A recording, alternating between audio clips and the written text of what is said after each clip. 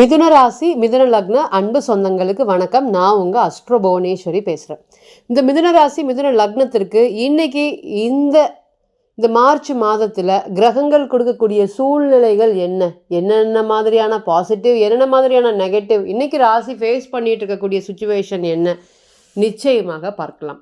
இந்த மிதுன ராசி மற்றும் மிதுன லக்னம்னு சொல்லும்போது முதல்ல ஒன்று தெரிஞ்சுக்கோங்க, ஒரு பிறந்த கால ஜாதகம் தான் நமக்கு கடவுளுடைய பிராப்தம் எப்படி இருக்குது, நமக்கு நடக்கக்கூடிய தசா புத்திகள் எப்படி இருக்குது, நமக்கு இருக்கக்கூடிய கோச்சாரம் எப்படி இருக்குது, பிறந்த கால ஜாதகத்தில் இருக்கக்கூடிய கன்ஜெக்ஷன், பிளானிட்டரி கன்ஜெக்ஷன்லாம் எப்படி இருக்குது, ஒரு விஷயம் எந்த காலம் வரையும் நீடிக்கும், எதெல்லாம் நமக்கு பாசிட்டிவ், எதெல்லாம் நமக்கு நெகட்டிவ், எதெல்லாம் நம்ம டோன்ட் டூ அப்படிங்கிறதுக்கு பிறந்த கால ஜாதகம் மட்டுமே ஒரு தெளிவான பதில் சொல்லும் அப்படிங்கிறத நீங்கள் மறந்துடவே கூடாது. ஸோ தனிப்பட்ட ஜாதகம் மட்டுமே தான் 100% பிரதிபலிக்கும் அப்படிங்கிற வார்த்தையை நான் மறுபடியும் இங்கே பதிவு பண்ணுறதுக்கு ஆசைப்பட்றேன். இந்த மிதுன ராசி மற்றும் மிதுன லக்னத்தை பொறுத்தவரையும் ராசிக்கு 9ஆம் பாவகமான பாக்கியஸ்தானத்தில் நிறையா கிரகங்கள் இந்த மார்ச் மாதம் தொடங்கும் போதே பார்த்திங்கன்னா சூரியன், சுக்கிரன், புதன் மற்றும் செவ்வாயுடன் சேர்ந்த ராகு, ராசிக்கு 10ல் சனீஸ்வர பகவான், ராசிக்கு 3ஆம் இடத்துல பார்த்திங்கன்னா கேது, ராசியிலே குரு பகவான் வக்ரமாய் நிகழ்ச்சி பயணிச்சிட்ருக்காரு.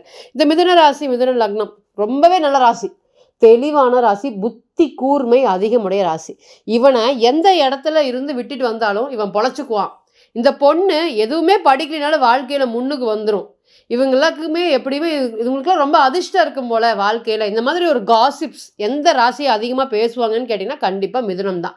அந்த மாதிரி புத்திசாலித்தனத்துக்கு பெயர் பண்ண ராசியில் பிறந்தனால எந்த ஒரு விஷயம் இருக்கட்டுங்க, இவங்க வாழ்க்கையில் ஜெயிச்சு சக்ஸஸ்ஃபுல்லாக வந்துடுவாங்க அப்படிங்கிறது தைரியமாக சொல்லலாம். ஏன்னா அந்த மாதிரி சக்ஸஸ்ஃபுல் பர்சன் மட்டும்தான் இந்த ராசியில் பிறந்து வராங்க. 12 ராசியில் நல்ல ஒரு டாப்பான ராசி, ஒரு டாப் 3 ராசி சொன்னீங்கன்னா அதில் மிதுனம் கண்டிப்பாக இருக்கும். அதில் எந்த ஒரு மாற்றமும் இல்லை. ஏன்னா அது புத்திசாலித்தனம். எங்களுக்கா புத்திசாலித்தனமாக இருந்து நாங்கள் ஏங்க இன்றைக்கி இவ்வளோ கஷ்டப்படுறோம், இவ்வளோ வருத்தப்படுற மாதிரியான சூழ்நிலைகள் தான் இன்றைக்கி இந்த குருவால் நடந்துகிட்ருக்கு. மிதுன ராசி ரொம்பவே கலகலப்பான ராசி. இன்றைக்கி அந்த சிரிப்பு எல்லாமே காணாமல் போய் பல வருஷங்களே ஆயிடுச்சுன்னு சொல்லலாம். கிட்டத்தட்ட பல மாதங்கள் இல்லை வருடங்களே கடந்துருச்சு. புத்தியா அது எங்கெங்க எங்களுக்கு பயன்படுத்த போகுது, அதெல்லாம் அடுத்தவங்களுக்கு தாங்க நாங்கள் பயன்படுத்திகிட்டு இருக்கிறோம். எங்களுக்குன்னு அதை நாங்கள் பயன்படுத்தி காசு பார்க்க முடியுமா அப்படின்னு கேட்டிங்கன்னா முடியவே முடியாது. அது பிறந்த கால ஜாதகத்தில் குரு வக்ரமாக இருக்கவங்க இந்த 1989 1990 குரு அங்கேயே இருக்குங்க.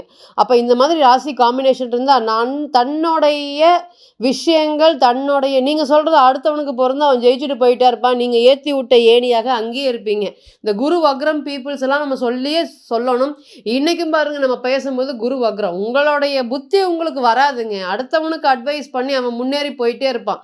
உங்களுடைய தொழிலை நீங்கள் ஒருத்தங்களுக்கு கற்றுக் கொடுத்தீங்கன்னா அவன் உங்களுக்கு முன்னேறி போகிறான். நீங்கள் அப்படியே ஏற்றி விட்ட ஏணியாக இன்னுமே அதே மாதிரி இருக்கீங்க. கிட்டத்தட்ட எந்த ஒரு சூழ்நிலையில் இருந்தீங்களோ ஒரு 5 வருஷம் 10 வருஷம் அதே அளவுக்கு இருக்கிற மாதிரி ரொம்பவே ஃபினான்ஷியல் லெவலில் புத்தி இருந்தும் பின்தங்கி இருக்கக்கூடிய ராசின்னா இந்த ராசி நிச்சயமாக சொல்லலாம். கடவுளோட அனுகிரகம் ரொம்ப கம்மியாக இருக்கிற மாதிரியான சூழ்நிலைகளை இன்றைக்கி காமிக்குது அப்படின்னு கேட்டிங்கன்னா எஸ். அஷ்டம சனியில் ஆரம்பித்தது இன்னுமே தொடர்ந்து ஒருத்தர் அடிச்சுட்டே இருந்தால் எப்படி இருக்கும், அந்த அளவுக்கு தான் ஒரு சூழ்நிலைகள் அப்படிங்கிறது இந்த ராசியை பொறுத்தவரை போயிட்டே இருக்குது. இந்த ராசியை பொறுத்தவரை நம்ம சொல்லணும், இன்னொன்று என்ன சொல்லணும்னா, நம்ம ஒரு ஜாதகத்தை பார்க்கும்போது அவருக்கு காதல் சம்மந்தப்பட்ட பிரச்சனைகள் நிறைய இருந்தது. நம்ம சொல்லும் போது நீங்கள் காதலுக்கான கேள்விகள் கேட்குறக்கு வந்திருக்கீங்க. இந்த காதல் பிளானட்டரி பொசிஷன்லாம் இப்படி ஸ்ட்ராங்காக இல்லை, அந்த பொண்ணுக்கு நீங்கள் செலவு பண்ணுறதை ஸ்டாப் பண்ணுங்கள், அது கல்யாணம் பண்ணுறதுக்கு வாய்ப்புகள் இல்லை.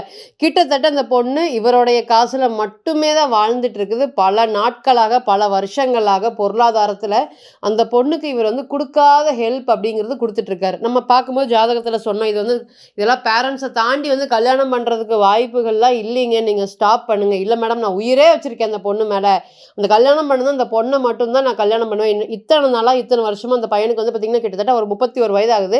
ஒரு 10 வருஷமாக அந்த பையன் என்ன சம்பாரிச்சோன்னா அந்த பிள்ளைகிட்ட தான் இருக்குது. அந்த பிள்ளை ஆடம்பரமாக சொகுசாக நல்லா வாழ்ந்துட்டுருக்கு. நம்ம கிளியராக சொன்னோம், இல்லை இதுக்கு கல்யாணத்தில் எண்ட் ஆகாதுங்க, நீங்கள் கொஞ்சம் கவனமாக இருங்க, ரொம்ப பாசம் வச்சுட்டேன் மேடம், என்ன மேடம் இப்படி சொல்கிறீங்க அப்படின்னு சொன்னார். சரி, காலங்கள் பதில் சொல்லிட்டு இந்த காலம் வரை வெயிட் பண்ணுங்க அப்படிங்கிறத நம்ம சொல்லியிருந்தோம். அதே மாதிரி அந்த காலம் தாண்டிச்சு. இன்றைக்கி அந்த பையன் நமக்கு ஃபோன் பண்ணி சொல்கிற, அப்படி மேடம் வேற ஒரு பையன் கூட அந்த பொண்ணுக்கு நிச்சயமாயிருச்சு. இப்போ அந்த பொண்ணு பார்த்திங்கன்னா கிட்டத்தட்ட என்னை கை கழுவி விட்டுட்டு போகக்கூடிய சூழ்நிலை இருக்குது. 2 பேரும் பிளாக் பண்ணிட்டாங்க என்னைய, நான் என்ன பண்ணுறதுன்னு தெரில. பிப்ரவரி மாதம் கல்யாணம்னு சொல்கிறாங்க, எனக்கு என்ன மேடம் பண்ணுறது, இது ஏன் இப்படி அப்படிங்கிற மாதிரி புலம்புறேன். நம்ம சொல்லியிருந்தோம், எப்போ சொல்லியிருந்தோம் அப்படின்னு கேட்டிங்கன்னா 2 வருஷத்துக்கு முன்னாடியே சொல்லியிருந்தோம். இந்த ஜாதகம் இப்படி தான் மேட்ச் ஆக போகுது. இப்படி தான் ஆகப்போகுது. கொஞ்சம் கவனமாக இருங்கன்னு சொல்லியிருந்தோம்.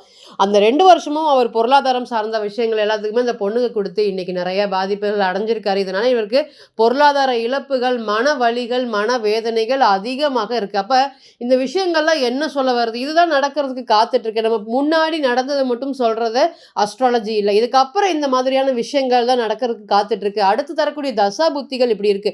இந்த மாதிரி காதல் சம்மந்தப்பட்ட விஷயங்கள் இல்ல, திருமணம் சம்மந்தப்பட்ட விஷயங்களும் இந்த நேரம் வரையும் இது வந்து ப்ராப்ளம் நீடிக்கும். அதுக்கப்புறம் உங்களுக்கு ஒரு சொல்யூஷன் கிடைக்கும். நீங்க தெளிவான முடிவு எடுக்கிறதுக்கு தயாரா இருப்பீங்க. நெறைய ஜாதகத்த நம்ம பார்த்து சொல்றோம். அப்ப இது எதுக்காக அப்படின்னு கேட்டீங்கன்னா, ஒரு பிறந்த கால ஜாதகம் மட்டுமே தான் ஒரு விஷயத்துக்கு உண்டான பாசிட்டிவ், நெகட்டிவ் எந்த காலங்கள் வரை நீடிக்கும். உதாரணத்துக்கு நம்ம தொழிலே பண்றோம். அந்த தொழில்ல எந்த நேரம் வந்து நம்ம நம்ம நெறைய இன்வெஸ்ட்மென்ட் பண்ணி பண்ணலாம். எந்த நேரம் நம்ம ஸ்லோ பண்ணணும். எந்த நேரம் புதிய முயற்சிகள், மாற்றங்கள்லாம் பண்ணக்கூடாது. இது மாதிரி ஒரு விஷயங்களுக்கும் திருமணம் சார்ந்து இருக்குது, காதல் சார்ந்து இருக்கு, படிப்பு சார்ந்து இருக்குது, நம்ம வேலை சார்ந்து எதெல்லாம் இந்த நேரத்தில பண்ணக்கூடாது அப்படிங்கிற பாசிட்டிவ், நெகட்டிவ் நமக்கு தெரிஞ்சுட்டா, அது மூலியமாக நம்ம செயல்படுறதுக்கு ரொம்பவே சக்சஸ்ஃபுல்லான பெர்சனாக நம்ம வரோம். நம்ம உங்கள வந்து பார்த்தீங்கன்னா இந்த பரிகாரம் பண்ணுங்க, அந்த பரிகாரம் பண்ணுங்கன்னு சொல்ல போறதில்ல. Just prayers. எங்க இருந்தாலும் இந்த ராசிய பொறுத்தவரையும் யோகாதிபதி சனீஸ்வர பகவான் தான். அவர் எந்த இடத்துல இருந்தாலும் 5ல உச்சமாகவே இருந்தாலும், 8ல இருந்தாலுமே, அவர் குடுக்க வேண்டிய பலன உங்களை காப்பாத்த வேண்டிய கடவுள் யாரு அப்படின்னு கேட்டீங்கன்னா, இந்த மாதிரி பஞ்சமாதிபதின்னு சொல்லக்கூடிய 5ஆம் அதிபதி மற்றும் பாக்கிய ஸ்தானாதிபதி. அப்ப இருக்கிற இடத்திலேயே இந்த சனீஸ்வர பகவான் நீங்க வணங்குறதுனால, அவருக்கு உங்களுக்குனால பெரிய பொருளாதாரத்த உயர்த்த நிச்சயமா அழைச்சிட்டு செல்ல முடியும். அதுபோல இன்னைக்கு இந்த ராசிய பொறுத்தவரை ராசிக்கு 9ஆம் இடத்துல இப்படி பலம் பெற்ற கிரகங்கள் இருக்கிறது என்னென்ன மாதிரியான விஷயங்கள்ல வந்து உங்களுக்கு நல்லது நடக்க போகுது. முதல்ல நல்லது தான் நடக்க போகுது. அதை தெரிஞ்சுக்கோங்க. இதுல பாசிட்டிவ் இருக்கு. அதே சமயம் நெகட்டிவ். என்னங்க நெகட்டிவ்னு சொல்லி நீங்க பயமுறுத்துறீங்க அப்படின்னு கேட்டீங்கன்னா, பிறந்த கால ஜாதகத்துல உதாரணத்துக்கு நீங்க வந்து ஆல்மோஸ்ட் 1986, 87 பிறந்தவங்களுக்கு எல்லாத்துக்குமே ராகு அங்க ஸ்ட்ராங்கா இருப்பாரு.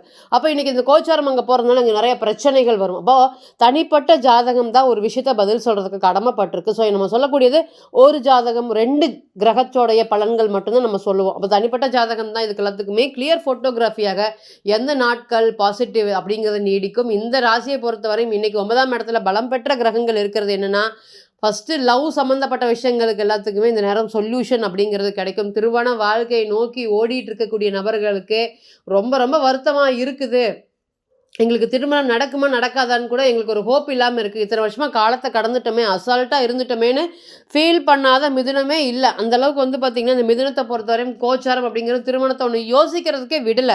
அதனால யார் மேலயும் நம்பிக்கை இல்லாம நம்ம அலையன்ஸ் பார்க்காம இருக்கக்கூடிய நபர்களுக்கு எல்லாத்துக்குமே இனி வரக்கூடிய காலங்கள்ல திருமணம் சார்ந்த பிரச்சனைகள், பாதிப்புகள் எல்லாமே படிப்படியாக விலகப் போகுது.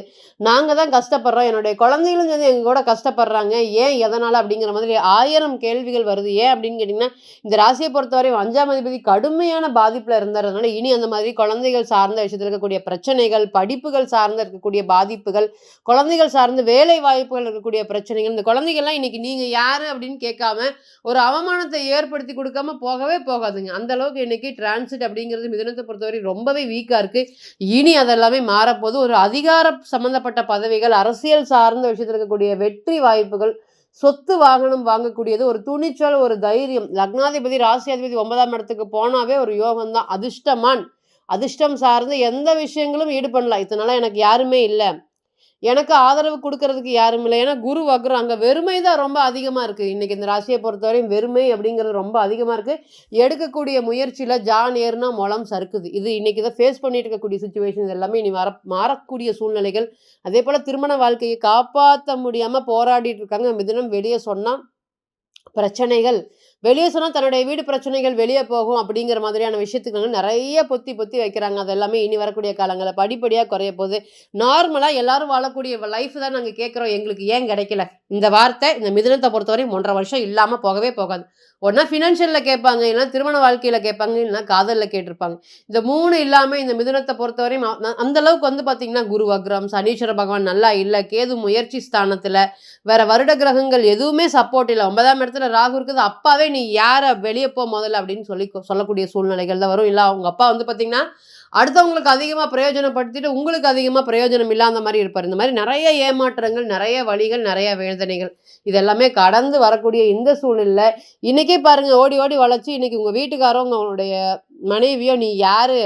நீ அப்படிலாம் எனக்கு ஒண்ணும் பண்ணல அப்படிங்கிற இந்த வார்த்தைகள் காயப்படுத்தாம போயிருக்காது. இதுக்கு முன்னாடி பல பிரச்சனைகள் இருந்தாலும், என்னைக்கெல்லாம் இந்த குரு வக்ரமாயி ராசிய டச் பண்றாரோ, அன்னைக்கு இந்த சொல்லெல்லாம் ஒரு ஒரு நாளும் உங்களை உறுத்திட்டே இருக்கும். அந்த அளவுக்கு உண்டான பலன்கள் தான் இன்னைக்கு மிதுன ராசியை பொறுத்தவரை நடந்துட்டு இருக்கு. இனி இதெல்லாமே மாறப்போகுது. வாகனம் சம்பந்தப்பட்ட விஷயத்துல இருக்கக்கூடிய மாற்றம், அது எல்லாமே நல்லது நடக்க போகுது. எடுக்கக்கூடிய முயற்சியில வெற்றி ஏற்பட போகுது. ஹெல்த் சம்பந்தப்பட்ட விஷயத்துல நீங்க ரொம்ப கவனமாக இருக்கணும். அதே போல மன நிறைவோட சேர்ந்த ஒரு நல்ல ஒரு வாழ்க்கை இனி வரக்கூடிய காலங்கள்ல. ஏன்னா இந்த எல்லா கிரகமும் 10ஆம் இடத்தோட நோக்கி போகுது. எத்தனை நாள் நம்ம வேலைக்கு போயிட்டே இருப்போம், நம்ம தொழில் பண்ணலாம் அப்படிங்கிற எண்ணங்களும் அதிகபட்சமாக செயல்பட போகுது இந்த மிதுன ராசி மற்றும் மிதுன லக்னம். இப்போ இந்த கோச்சாரங்கள் எண்ணத்தை கொடுத்துட்டு விட்டுரு. அது செயல்பாடுகள் அப்படிங்கிறது பிறந்த கால ஜாதகம் தான். மறுபடியும் நம்ம இங்கே சொல்ல வர்றது தனிப்பட்ட ஜாதகம் மட்டுமே தான் 100% பிரதிபலிக்கும் அப்படிங்கிறத நீங்கள் மறந்துடக்கூடாது. தனிப்பட்ட ஜாதகத்தை நீங்கள் ஆலோசனை பண்ண விருப்பப்பட்டீங்கன்னா கீழே இருக்கக்கூடிய நம்பருக்கு கான்டாக்ட் பண்ணுங்கள். நான் வணங்கக்கூடிய நரசிம்மர் உங்கள் எல்லோருக்குமே நல்ல வளமான வாழ்க்கையை ஏற்படுத்தி தர நான் நிச்சயமாக பிரார்த்தனை பண்ணிக்கிறேன்.